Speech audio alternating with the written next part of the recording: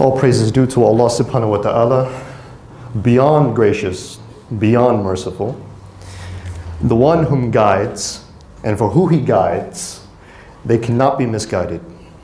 And for who he misguides, they cannot be guided to the truth.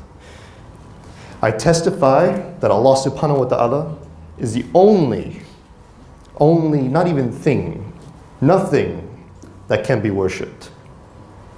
Because no word can encompass what he is. And I testify by Allah subhanahu wa ta'ala that the Prophet Muhammad sallallahu alayhi wa sallam is the final prophet, the seal of the prophets, the most perfect man to have ever walked this earth, and the greatest example for all of us, a mercy sent to mankind. I ask of you all to make a dua for me, that I may be able to communicate with you in the most coherent manner possible. This is actually my first major lecture, and I am actually quite nervous. So if you could please make a dua for me, I would really appreciate that. And that Allah may accept my deeds today, that it may be weighed on the good scale on the day of judgment, and that it may be expiation for my sins. Ameen. Assalamu alaikum wa rahmatullahi wa barakatuh. My name is Asadullah Ali al-Andalusi. Prior to getting into this interesting lecture, I'd like to tell you a little bit about myself and why I'm standing up here today. I have been studying this very subject here for the past 7 years of my academic career.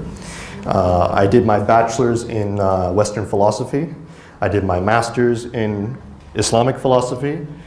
And, well, I decided to change career paths after that, so now I'm doing my PhD in Sharia because my mother inquired how I was going to get a job with philosophy degree. And I used to tell her that I can think long, deep thoughts about unemployment. But, so I decided to change my degree to Sharia. And she told me, oh, that's so good, you know, now you can do law and other such things. And my PhD thesis is on ISIS. So she wasn't quite happy about that because, you know, now it seems as though I might be in danger in the future. But at least my life has gotten a little bit more exciting. Let's see, I am also from the United States. However, my family is originally from Spain, hence my title, Al-Andalusi.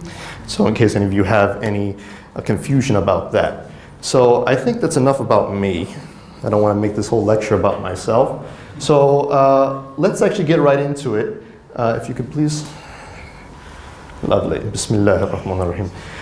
Okay. Okay, so why are we here? Why are we discussing atheism today? Many of you have signed up for this course to learn about atheism, to understand atheism. At least I hope so. Unless you're here just because you're bored. I mean, you know, that's another thing you can do. But why are we here to discuss atheism? Well, atheism is actually a rising problem globally. A recent report in Gallup Poll International 2012, this is the most recent that they currently have, actually. We haven't gotten anything more recent than that, showed that there was a rise of atheism globally at 3% and a steady decline of religiosity at 9%. Okay? Some of the countries mentioned show the following numbers of convinced atheists within their populations. If you could please click the, keep going. Saudi Arabia, Palestine, Pakistan, and Malaysia. So I picked some Muslim countries here to you know, pique your interest a little bit. So let's see, what about Saudi Arabia? 5% convinced atheists. Please wait for me to. Who thinks, what about Palestine? Who here can answer me? How many atheists, convinced atheists are in Palestine? I'm not talking about Israel. I'm talking about Gaza and the West Bank. 17%. 17% atheist? MashaAllah. Okay. Wow. Anybody? Any else? 10%. 10%? A little bit high. I'm going to say about 4%. Okay? How about Pakistan? Mostly majority, probably what, 99%? You try that one? How many? You guys are really pessimistic. It's like you're shooting really high. Can you go? 2%. Okay. How about Malaysia? 1%. Alhamdulillah, right? 0% convinced atheist in Malaysia, apparently. We're going to get to that in a second. But before we do, before I discuss these numbers and what they actually mean, okay, for the given populations that I've just listed, I want to mention how many registered as irreligious. Can you please click? 19% for Saudi Arabia claim that they are not religious Muslims. Okay? 29% of Palestine. 29%. That's almost a third of the whole population. Claims that they are not religious at all. Meaning they just believe in God. Okay, they don't practice. 8% in Pakistan. And 13% in Malaysia. 13. All right. Now, if we combine these numbers, obviously it's a little bit higher now. It's more significant. Okay. And there's actually a correlation between these numbers. You may think that being non-religious means that it has no connection to atheism, but actually that's quite the opposite is true. If we can go on, please. And one of the reasons I speculate about the 0% in Malaysia is because of forums like this. I'm a member of this group. Don't question my Aqidah now, okay? Because I'm not an atheist, all right? I come here to practice, and what I mean by practice is I like to use people as punching bags for my arguments. And I like to test my arguments out on atheists. So I go online sometimes and, poke at them. So this forum is called Warang Atheist. I hope I pronounced that right. I'm not Malaysian, I'm sorry. And it has 3,537 members. Most of them claim to be murtadin. Okay? So you have over 3,000, if you count, give or few, maybe the theists in there that are arguing, okay? Over 3,000 apostates on this forum alone. All right. So that 0% seems a little bit, doesn't make much sense, does it? And this is actually my Facebook page, so I'm seeing some of the brothers here probably on their phones trying to add me. So, okay, you can save it for later. Sisters, please don't do that. Not saying that you are, but my future wife might kill me, so please don't do that. Okay, so if we can, yeah, future, I'm still keeping it that way. So, next, okay. Please? One more. All right, so let's go to some more information that I found rather shocking, rather startling. If you can click again. Atheism by religious affiliation. Actually, these same researchers, they did surveys on people who claim to be of certain religious groups. Interesting, right? On a global scale. So let's look at those religious groups, if we could. Among the major religious affiliations surveyed on a global scale, the following percentages have either declared themselves convinced atheists, that'll be the first number you see, non-religious, or undecided, meaning they don't know if they're atheist or not yet. Okay? Can we go to the next? Christian, Jewish, Hindu, and Muslim. Okay? So let's see about Christians. Declared atheist, convinced, 1% globally. Not bad. Jewish, 2%. Not surprised. Hindu, 3%. Muslim, 3%. Of the global population of Muslims is considered to be convinced atheists. People who say that they're Muslim, but yet they're actually atheist. Okay, these are people who have yet to apostate maybe, or maybe they have apostated and they still declare the title. So this is non-religiosity. Among the Christians is 16%, Jewish 54%, once again not surprised. Hindu 12%, Muslim 20%. Non-religious globally. So now you have 23% basically on the edge of their faith or completely outside. Okay, this is only in 2012. The numbers have risen since then. We don't know the exact percentages. But I think Saudi Arabia now, as I said, it was 5% last time, but I think it rose to 6 or 7 in the past few years.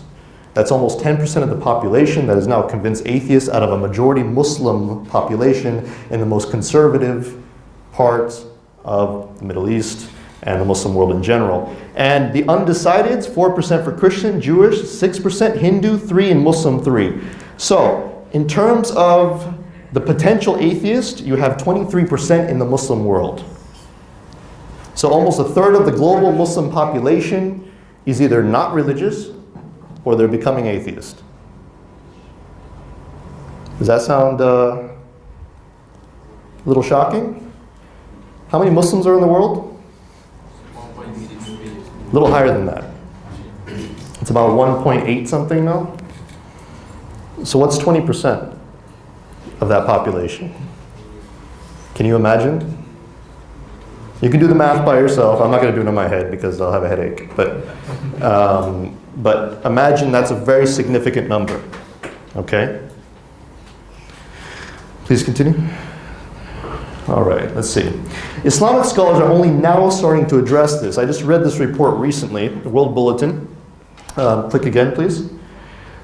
Egypt's Muslim Christian authorities unite against atheism. And I'm going to read you this little story here. Christian churches in Egypt say they're joining forces with Egypt's Al-Azhar. Okay, so the Christians are the ones who approach the Muslims. All right. The church and Al-Azhar are drafting a constructive mechanism to address atheism. This statement came following a 2-day conference organized jointly between Al-Azhar and the church aimed at forging a scholarly response to atheism, which they said has been spreading increasingly in Egypt over the past 3 years. Okay, so they're actually quite alarmed by this phenomenon. They think there's something very problematic about this, especially among the youth. All right, now you're probably wondering that if the scholars are finally deciding to construct a response to atheists, why am I standing here? Because I'm not a scholar, right?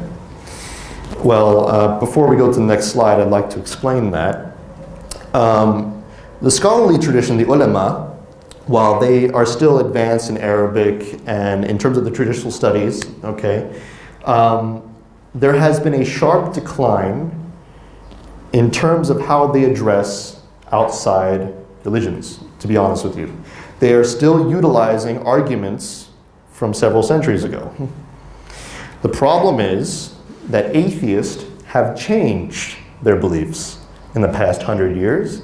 And many people don't know that, unless, of course, you study at the philosophy department, which is unfortunate because it should be common knowledge.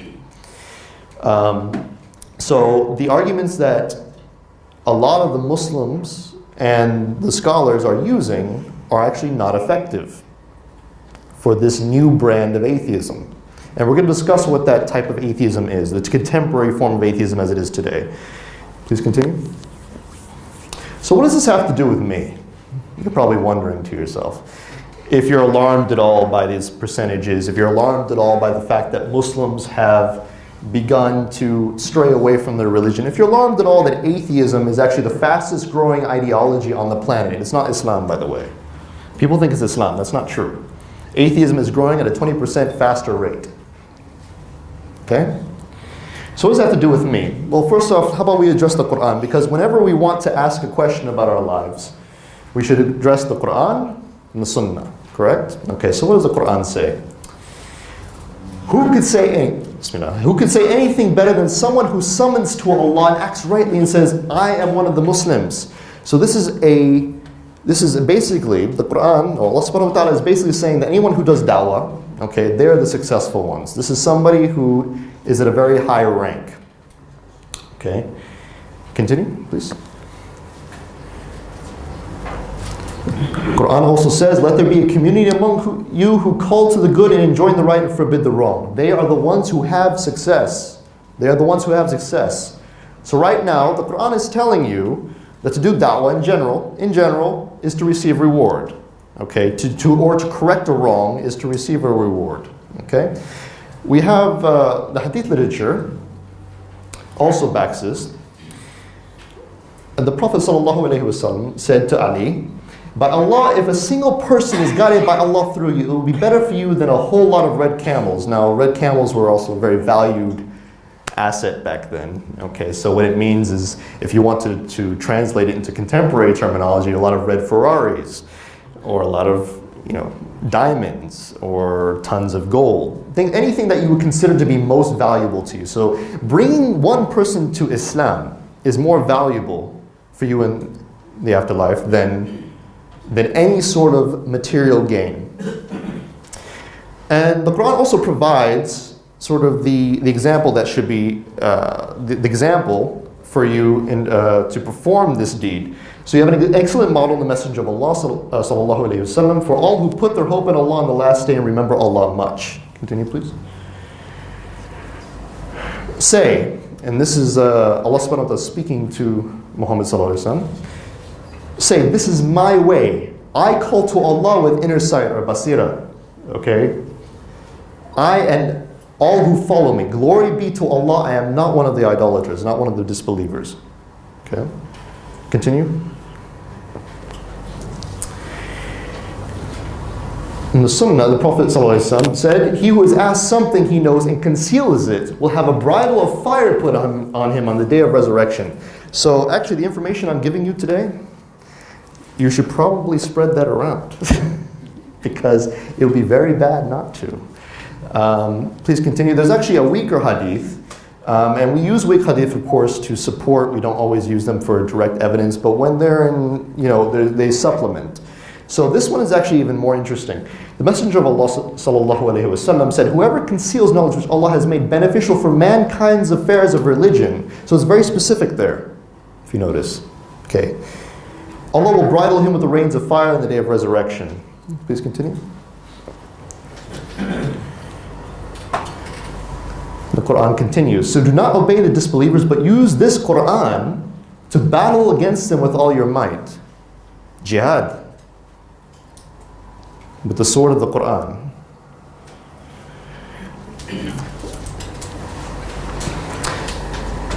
The hadith states that I heard the Messenger of Allah sallallahu alaihi wasallam saying, he who amongst you sees something abominable should modify it with the help of his hand. Many people know this hadith already. If he is not strong enough to do so, then with his tongue. And if he is still not strong enough to do so, then at least to abhor it in one's heart. And that's the weakest of iman. Okay. The weaker variation of this sort of, strive in jihad with your hands, your tongues, and your wealth. Okay, continue. And this is what I really want to discuss, actually. Commenting on the ayah that we just revealed earlier, Ibn Qayyim, okay, said, jihad with decisive proof and the tongue takes precedence over jihad with the sword and the spear. Takes precedence, meaning that it's first, beyond all things. Today we talk a lot about fighting the kuffar. But in fact, the Prophet ﷺ, as an example to us, said that the precedence is with your tongue first, with argumentation. Everyone has a succession of angels in front of him and behind him, guarding by Allah's command. Allah never changes a person's state until they change what is in themselves. When Allah desires evil for a people, there is no averting it. They have no protector apart from him. Now before you go on, I would like to explain why I brought this ayah up. And a lot of people often misconstrue, and I'm saying this very deliberately, misconstrue this ayah to mean as a personal endeavor. Change myself. If I change myself, then my condition will change. However, this is not the case. It can be read in that way. However, the traditional opinion is that it's a collective duty. It's not talking about you personally. Okay, it's not talking about how you change yourself and then your condition will change. It's talking about the community in general. And we have evidence for this from Imam Qurtubi, Andalusian scholar. Okay, he is probably one of my ancestors, I don't know. So he's commenting on this ayah. Here Allah Most High informs us in this verse that He will not change a people until change occurs in them, whether from themselves or those in charge of them or those put over them for a reason. However, the verse does not mean that punishment will be sent by Allah for someone who commits a sin. Rather, punishment and affliction may be sent down due to the sins of others, based on what the Prophet ﷺ replied to when asked by his companions, are we going to be destroyed even when we have righteous people among us? Where he said, yes, when filth and corruption becomes prevalent, and Allah knows best. This is a community injunction. When it means that you must change the condition of yourself before Allah does so, He's talking about not just yourself, He's talking about also your community. Tasawwuf, for instance, is not just a personal matter. Tasawwuf is only tasawwuf if you extend it out to your neighbors. Imam Malik, for instance, stated that there is no Sharia without tasawwuf, and there's no tasawwuf without what? Sharia. The two are interconnected. It's impossible to separate them. So jihad, okay, is a collective duty. It's an obligation upon all of us, whether by the tongue, whether by the sword, or whether by our wealth. And it is incumbent upon us, especially when it's within our own community. So this has a lot to do with us in the sense that we have a rise of anti-intellectualism, we have a rise of atheism, we have a rise of people who are becoming apostates in our faith. So it is an obligation upon all of us to do intellectual jihad. Not just for the sake of our own souls, but for the sake of our community around us. This is not an option. This is absolutely not an option at all. If we consider that if somebody invades our territory, our land, our homes, kicks down our door, and tries to kill our family, we consider an obligation to fight back, correct? In the same way, our faith, our Prophet ﷺ's honor, is more important to us than our lives. So our obligation to defend our religion is much higher than our own lives. Okay, that's why it is said that jihad with the tongue, meaning the intellect, takes precedence over that of the sword. Okay? So what's there to learn? Oh, there's going to be a lot, actually. Okay. Well, what is atheism and the types of atheism? That's going to be one. Continue, please. This sort of is a small table of contents. The 5 most common atheist beliefs. I'm going to give you all the 5 most common ones. Continue. Arguments used by atheists. Why is atheism becoming more popular? Responding to atheist beliefs and arguments. Common objections to Islam by atheists and disbelievers in general. Atheist psychology and how to debate. And introduction to logical fallacies. And don't go to the next page yet. Basically, we're going to cover all the way to this point right here, responding to atheist beliefs and arguments in this day. Okay, the next day we will go on to common objections, atheist psychology, introduction to logical fallacies. Tomorrow I'm basically going to teach you how to argue. And you're probably asking me, well, how can I do that? What credentials? Well, part of my education in philosophy was that they teach you how to argue. So I actually had probably, 5 or 6 classes on just logical fallacies alone. And a logical fallacy is essentially just an argument that is invalid, or a statement that's invalid. So it's things that you actually should not say in an argument. I'm going to teach you how to avoid those things and how to point them out, so that when you actually get into discussion with somebody, and you can see whether what they're saying is valid and whether it's worth addressing. And you can point out and say, look, I think you're saying something wrong here. So then you don't have to get diverted from your message, okay? Because actually a lot of people, we would crumble that up and throw it away. So a lot of people usually get diverted by rhetoric. A lot of people, they know how to talk in this day and age, but if you actually examine the way that people talk, you'll notice that there's no substance to most of it. So what is atheism? And this is probably going to be the most important thing that we need to learn right now, because definitions matter. Before we talk about a subject, we need to know what it is, obviously. So atheism in the dictionary today, the Oxford Dictionary, states that the disbelief or lack of belief in God or gods. Now, before we go on, I'd like to ask, does anybody here understand this definition? Does anybody know the distinctions, or what this definition is trying to say? Because prior to about 10 years, the recent decade, this definition used to be only one of these two. There was no or. It was only one. It was the disbelief in God, meaning the belief that God does not exist. So now it's recently changed by including lack of belief in God. or gods. And that's actually a very important distinction, which we're going to get into, because that actually defines the majority of atheists in the world today. Most atheists will not say they believe God does not exist. Most, I'm talking about 99%, will say that they simply lack a belief in God. Isn't that agnostic? We will get to the question and answers. We'll get to that as well. But you are correct to some degree, except that atheists have actually combined the concept of agnosticism with atheism now. And I'll show you how they did that. So the origins in the late 16th century, from the French atheisme, from the Greek atheos, from the negative a, which means without, and theos, which is God. Okay, continue please. Historical fun facts. One more. The word atheism was commonly used by certain religious communities against other religious communities. The first time that it was actually used in this way was with the Christians. When the Christians first came about in the Roman Empire, the Romans called them atheists because they did not believe in the pagan gods. They said, you don't believe in our gods, you're atheist. And the Christians responded and said, no, you're an atheist because you don't believe in the true God. So they were calling each other atheists. During the Crusades, the Muslims and the Christians were calling each other atheists. Believe it or not, that's very strange, right? Because they did not believe in each other. They both said, we both basically, we said, you don't believe in Allah, who is the true God, so you're atheist, you don't believe in God. And the Christians responded and said, you don't believe in Jesus as a God, so therefore you're an atheist. So it was actually, it was a much more specific meaning, okay? And nowadays it's more broadly means just in general somebody who doesn't believe in any gods.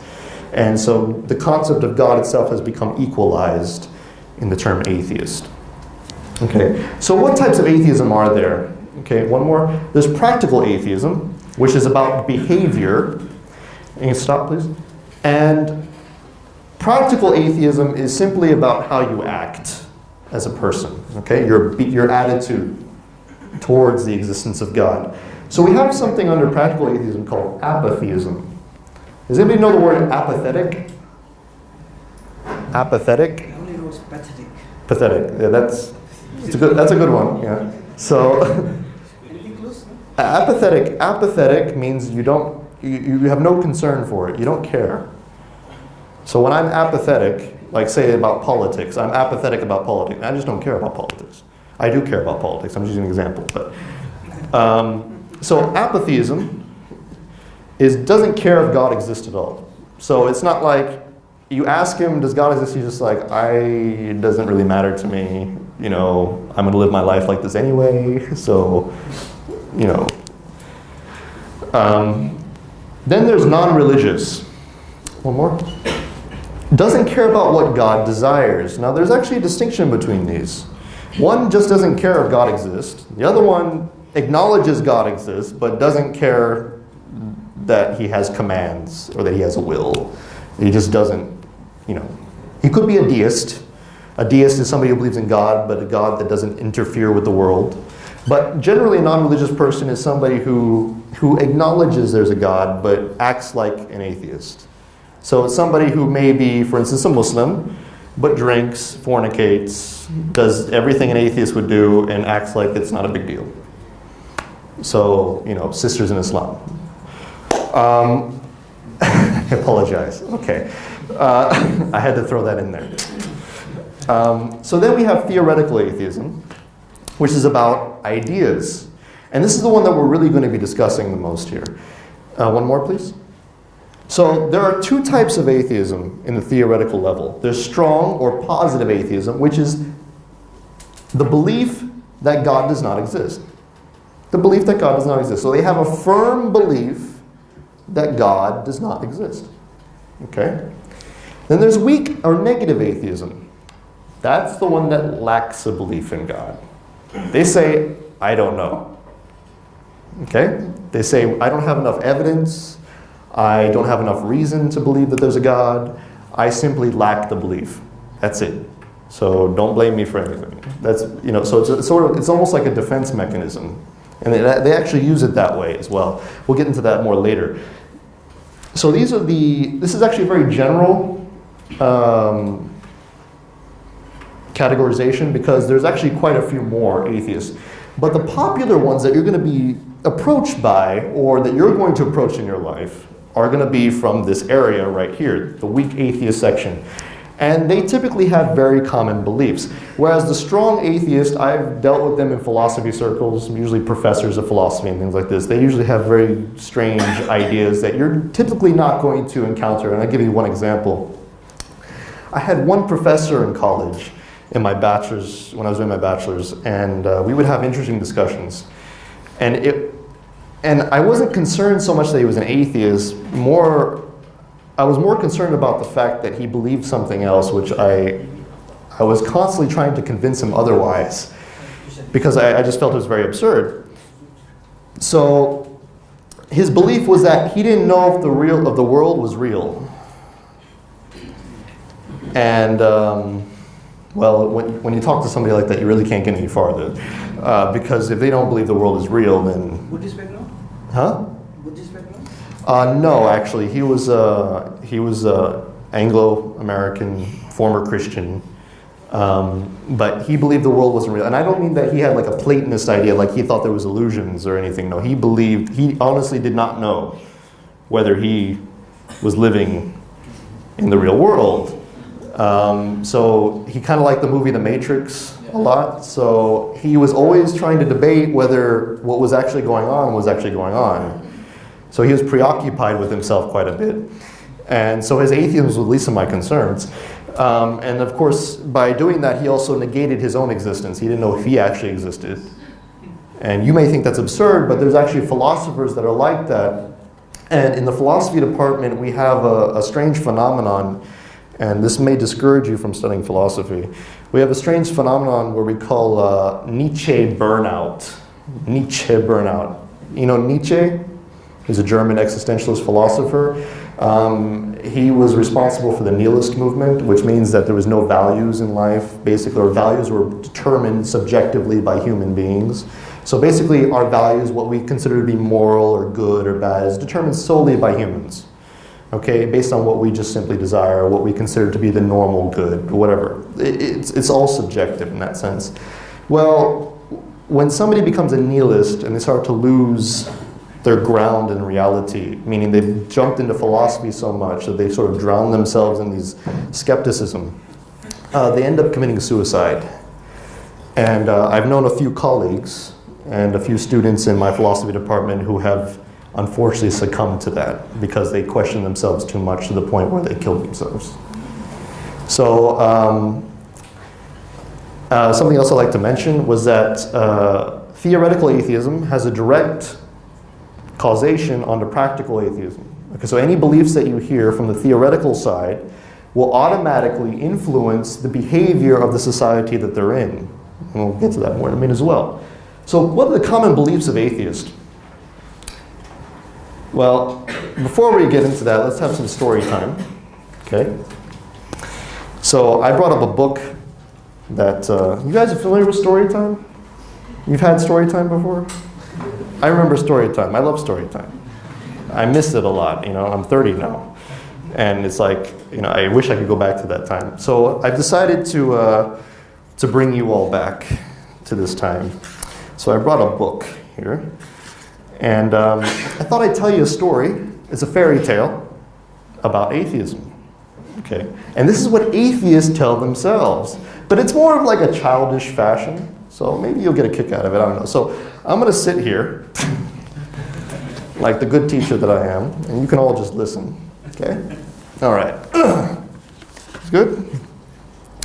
All right. Once upon a time, I'm serious. This is it. That's it. Drop the paper there. Once upon a time, there was a terrible monster that lived in the sky. Do anybody know what this is referring to yet? Okay, we'll keep going. No one had ever seen it because it lived a long way away, and because it was invisible. But everyone knew it was there because a long time ago it had shown itself to some very clever men. These very clever men explained how the monster had 1 head, 3 bodies, and 1,000 eyes, with which it could see into people's souls. They told terrible tales of what the monster would do if it got angry, but also of how kind it was if people would only worship it without thought or question. They explain how the monster had given them a powerful magic, which if used rightly would protect the world from evil. Sometimes the monster would get angry, and when it did, the clever men would offer it sacrifices, dragging people into market squares where they would burn them alive, just to show the monster how much they loved it.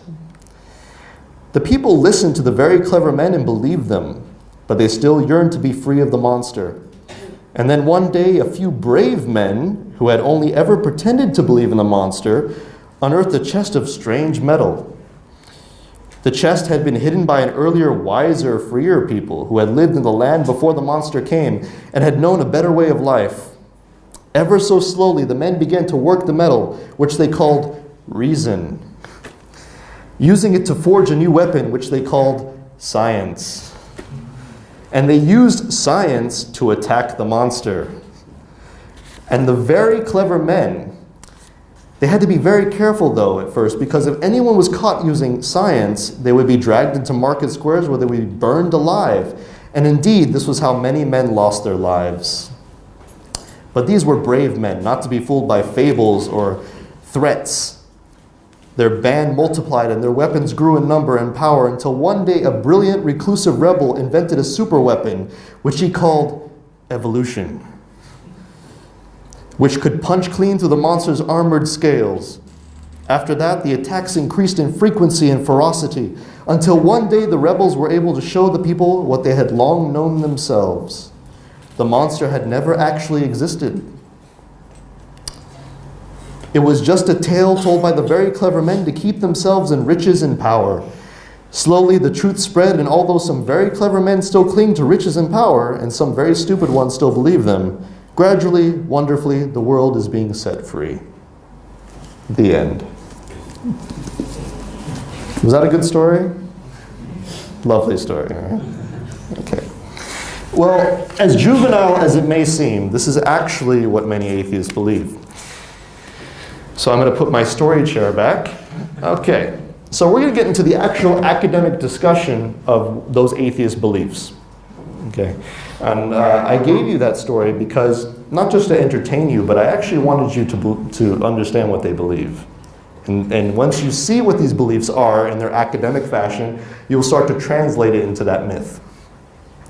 So the first common belief of the contemporary atheist is something called anti-theism.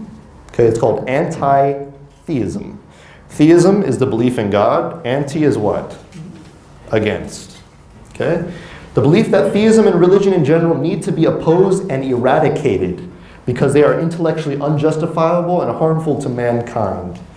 Next, please. One such individual by the name of Sam Harris from the United States, the author of The End of Faith, he's the first new atheist author, he said this: "If I could wave a magic wand and get rid of either rape or religion, I would not hesitate to get rid of religion. I think more people are dying as a result of our religious myths than as a result of any other ideology." So this man says that he would rather get rid of religion than rape. I don't know if that's shocking to you. I think that's quite disgusting. And I'm sorry to be so direct. Another famous author by the name of Christopher Hitchens, the late Christopher Hitchens, he recently passed away a few years ago. "I'm not even an atheist so much as I'm an anti-theist. I not only maintain that all religions are versions of the same untruth, but I hold that the influence of churches and the effect of religious belief is positively harmful." Okay, so this is their first major belief. Next one. The next one is evidentialism. This is a philosophical term. Evidentialism. I'll explain it to you more. The belief that any or all positions require evidence to be accepted. In other words, a person is justified in believing, not believing, or withholding belief based on whether or not they have sufficient evidence at the given time a proposition is made. Once this is used in opposition to the concept, often this is used in opposition to the concept of faith or belief without evidence. Okay? So the new atheist, such as this man, Richard Dawkins, giving a speech in 1992, he said, "Faith is the great cop-out, the great excuse to evade the need to think and evaluate evidence. Faith is belief in spite of, even perhaps because of, the lack of evidence." So the atheists claim that they based all of their beliefs on evidence, and they base their rejection of beliefs based on evidence, or lack thereof, excuse me. Number 3, scientism. We will get into this term more actually in the near future. This is actually a word. Many atheists will deny this term. However, it's been around since the 1800s, maybe even earlier than that. The belief that the methods of natural science, or the categories and things recognized in natural science, form the only proper elements in any philosophical or other inquiry. In other words, science is the only way to know anything. The new atheist, or the majority of atheists in the world today, actually believe this. And Victor Stenger, who has just recently died as well, he wrote in The New Atheism, defending Richard Dawkins, Sam Harris, Christopher Hitchens, and all the other atheist leaders who have written a lot of literature on the subject. Could you go back, please? Sorry. He said, and they recommended this book, so they firmly believe him in this respect. The new atheists firmly insist that the personal Abrahamic or Islamic perception of God is a scientific hypothesis that can be tested by the standard methods of science. So they honestly believe that the concept of God can be tested using scientific inquiry.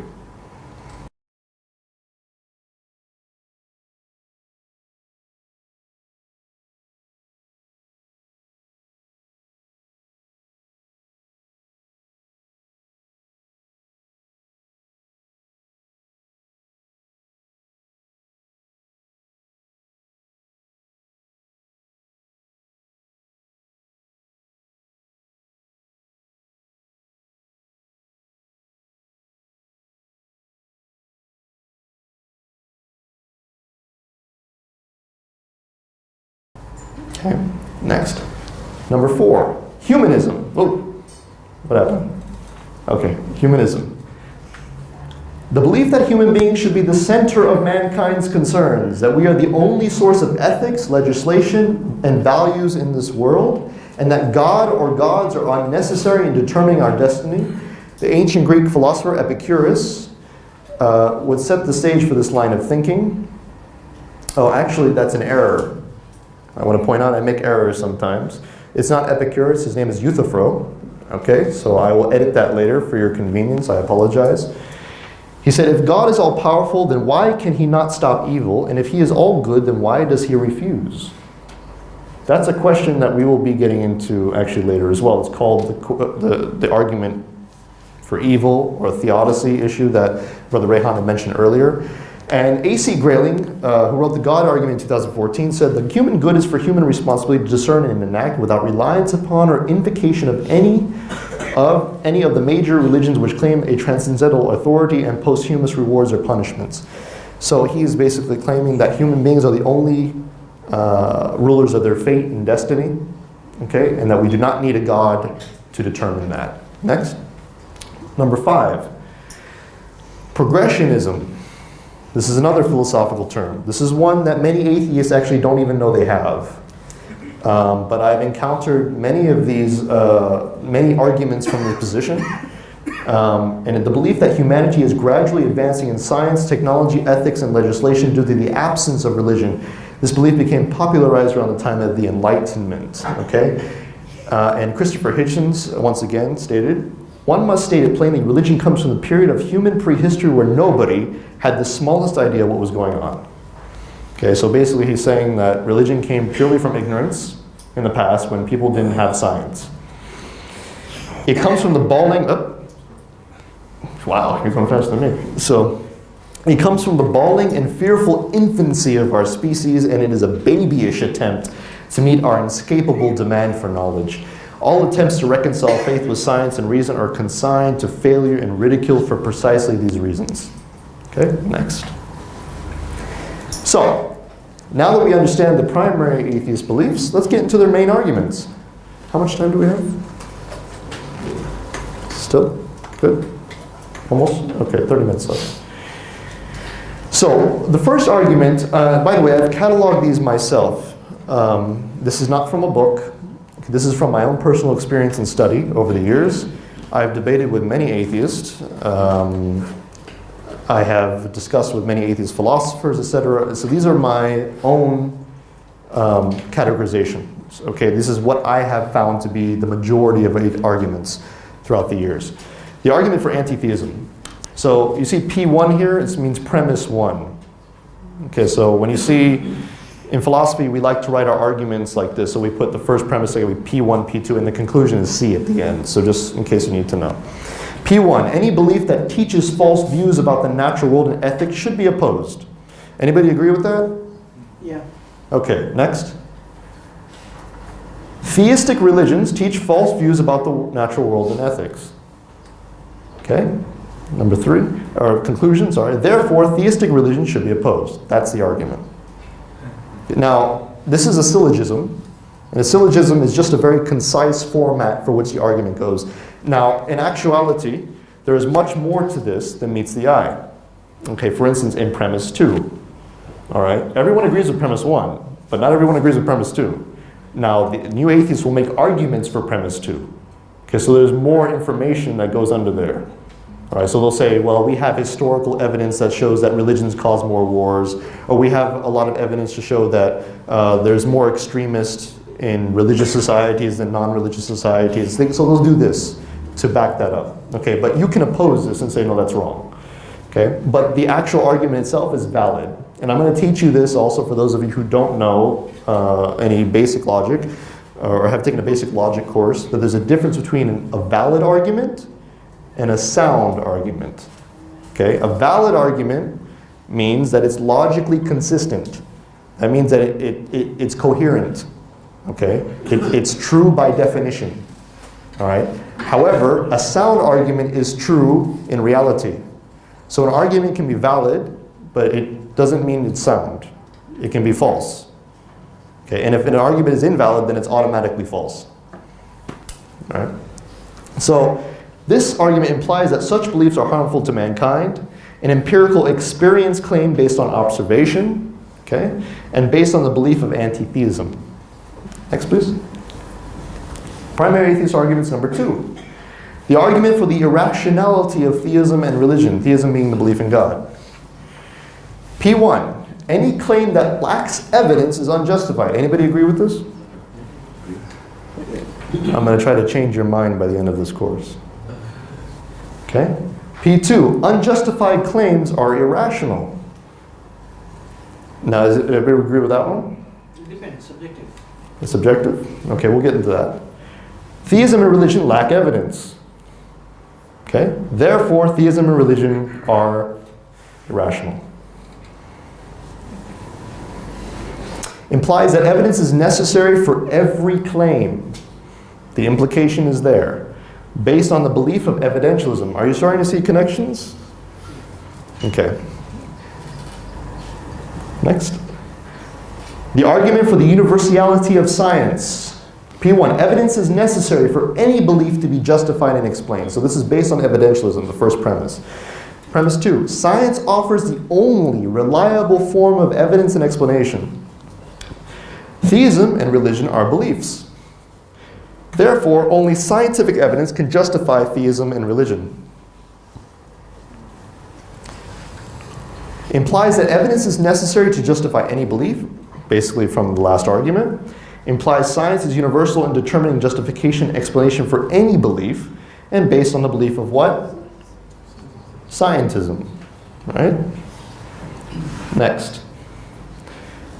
The argument for evil and human independence. Believe it or not, the argument for evil that we discussed earlier ties in to what we're going to see as humanism in a minute. So we're going to see it through this argument. It is claimed that God is all-powerful and all-good. Is this correct? In Islam, Christianity, and Judaism, right? If God were all-powerful, he could prevent evil from happening. If God were all-good, he would not allow evil to exist. A moral person cannot rely on or follow a God that cannot prevent evil or does not want to. Evil exists. Therefore, God is either not all-powerful or all-good, and thus mankind should be what? Apatheistic. Remember apatheism? Means they should not care that he exists or not. Implies that the existence of evil cancels out God's attributes and his authority. Implies that evil exists and there is no good purpose for it at all. based on the belief of humanism, and concludes that people should simply not care about God's existence. Okay, next. Number 5. The argument for incompatibility between science and religion. Or you can just call this the argument for incompatibility. For something to be compatible, it must be complementary. Okay, so that's very basic. Basically, what I'm trying to say there is that they should not contradict each other. They should not. Okay, to reject one thing over another means that something is not complementary. Society had to reject religious dogma for science to advance. Therefore, religion is incompatible with science. Now, before we go into this section, P3 is the contested issue. P3 is the contested issue. Okay? The first 2 premises most people will agree to. The third one is the issue. Did people really have to reject scientific dogma? I mean, excuse me, that's also true. But did they really have to reject religious dogma to let science advance? That's actually a common myth. And we read in that nice little fairy tale, that's what most atheists believe, is that the reason that we have scientific advancement today, the reason we have all the health care, that we have all the weapons and technology that we have, is because people unburdened themselves from the shackles of religious dogma. Okay? Because we are secularist. Isn't that what happened with the church in the earlier time, you know? That's what's claimed during the Enlightenment, yes, and the Renaissance and things like this. Well, actually, it started during the Renaissance, fully enveloped itself in the Enlightenment period, and then when the state took over... Maybe they're claiming that, because that was a false argument. They are claiming that, and they do use the history of the church as evidence of this. However, even that is contestable. Because in actuality, and I'm going to just explain this more, but since you brought it up, in actuality, the Catholic Church was a very big facilitator of science, one of the largest. In fact, it gave more funding to scientific inquiry and technological production than most other institutions did at the time. Now, the reason that we have some problems, and since we're already getting into the topic, I'll just sort of sidetrack here. Anybody heard of Galileo? Okay, you know what happened to him? Huh? He was killed. I don't exactly remember. I know he was killed, though. But they say is because he wanted to replace a scientific theory that the church upheld.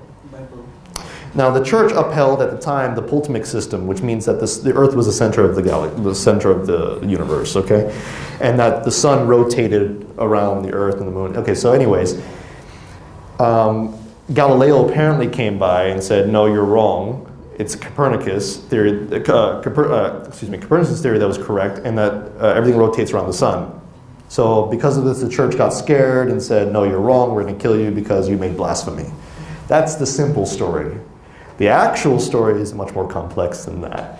In fact, many of the early church leaders were already moving in that direction. The problem is that when Galileo was trying to convince the Pope, you know, the Pope at the time, that his theory was correct, he was extremely insulting in his letters. He used to call the Pope stupid and ignorant for not accepting his ideas. So the Pope got a little personal and decided to send his guards down there and take him away. So that was actually the main reason. It had nothing to do with the fact that Galileo just randomly said one day, "Oh, your theory is wrong," and then they killed him. That's actually very absurd and very juvenile belief. But in fact, a lot of atheists actually hold that position. They think that scientists were just randomly persecuted because they had different ideas, which is actually, usually it's more political than that. So, sorry, go back one more time. So implies society rejected religious dogma in favor of scientific advancement. Implies religion was an obstacle to scientific advancement. We'll discuss that more as well. Based on supposed historical conflicts between science and religion, something I already discussed just now in brief. Based on the beliefs of what? Progressionism and scientism. Okay, so one more. The argument for secularism. Now, this is a very important argument. And it's probably one of the most important ones that you're going to need to learn as well. And this one directly affects you, okay? And this is something that our atheists argue actually predominantly in society.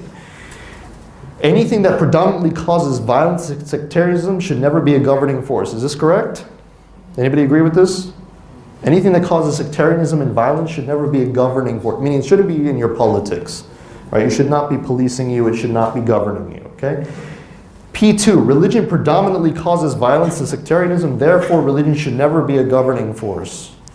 That's the basic argument. Okay?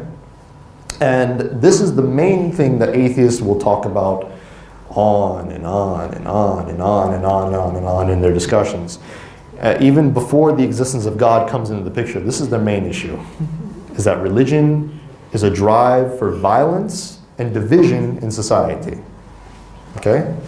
Now, historical and observational claim that the supposed predominance of violence, sectarianism, and religion implies secularism is predominantly peaceful and unifying, and based on the beliefs of humanism and progressionism. Before you go on, I will be discussing this at length, this discussion, this particular argument, because this is very important for us. So I'm going to give you a brief of what I actually believe in on this position here. The historical and observational claim of the supposed predominance of violence and sectarianism in religion is false. Obviously, I'm going to say that. You probably already knew, right? But it's very false. The greatest atheist argument, I put a question mark there because I want to save that for later, actually in part 2. And this argument is important for many reasons. One, most atheists don't know that they're making it. I know that sounds strange. You mean blatantly? They subconsciously, they make the argument like this. They have certain beliefs that they formed, that they've had from the previous beliefs that I mentioned, and they make a statement, which I will mention in this argument later on. And it's very effective because they shut down all conversation this way. This is how they win the argument against people who have religious belief. And the other reason it's very important is because it is the central argument that I'm going to be using in my own arguments to refute them.